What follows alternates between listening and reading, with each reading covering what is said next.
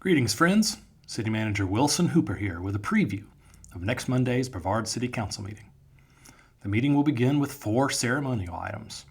First, we'll give the oath of office to 2 Brevard Police Department cadets, Andrea Thomas and Ryan Costa, who are moving up into full sworn law enforcement officer status. Second, we'll recognize outgoing Board of Adjustment member Tad Vogel for his years of service to that board.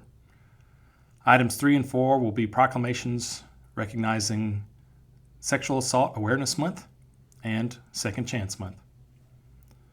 After that will be public comments, where members of the general public are given 3 minutes to address the council on a topic of their choosing. Next, we'll hear a presentation from attorney Kristen Kirby from the firm McGuire Woods. Ms. Kirby is a bond counsel who specializes in housing bonds, and she'll be sharing information on conduit bonds, a financing tool that allows a private entity to access lower-cost, tax-exempt financing through a governmental issuer like a municipality or housing authority, which we are both. The proceeds from the financing can only be used for certain purposes, which in this case would be additional low to moderate income housing units in the city.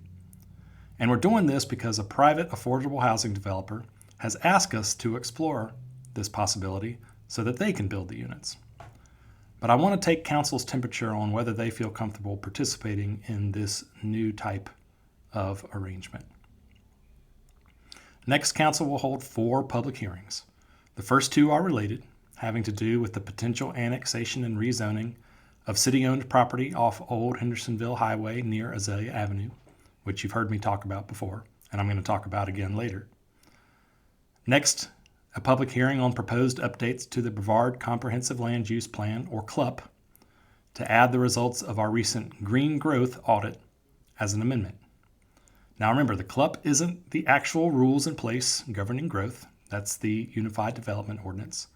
Rather, the CLUP is an aspirational document that Council endorsed several years ago, which articulates their goals for our regulatory scheme.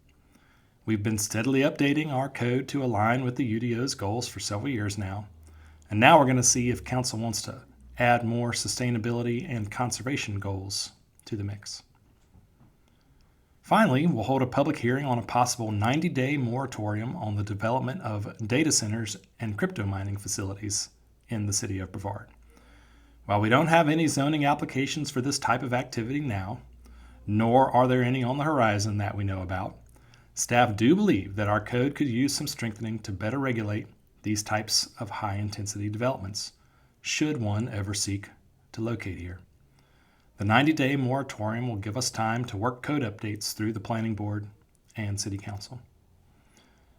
After that, the Council will be asked to take a series of ministerial actions. Approve the February 2026 tax settlement report, the corresponding February tax releases, approve a resolution supporting the addition of the cities of Mars Hill and Marshall to the Asheville Regional Housing Consortium, of which we're a voting member, set up a discrete accounting fund for the Silverstein Park Capital Project, consider a resolution naming content related to the Brevard Music Center's 90th anniversary as government speech, approve a proclamation supporting April 2026 as Child Abuse Prevention Month, and approve a series of recent committee minutes. After that, Council will be asked to take action on last month's public hearing, specifically a request to rezone the property currently occupied by the Family Place on Old Hendersonville Highway.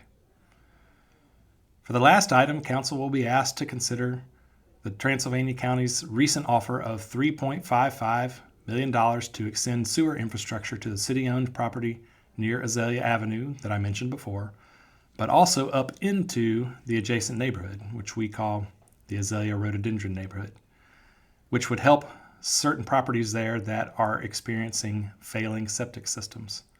This is an unincorporated neighborhood with very few properties that are currently connected to reliable city utilities. The city will have to put some skin in the game because the total project is going to cost anywhere from $4 to $4.4 million, depending on its final scope, and the county's contribution, as I said, is only $3.55. Their contribution is coming from a $10 million earmark they got from the General Assembly a few years ago, whereas our contribution would come from local funds. And so I'm going to present to Council a number of options on where we could pull that money from in our budget if they want to proceed. As always, all the same information that we present to council is available at the link below. I hope to see you Monday night.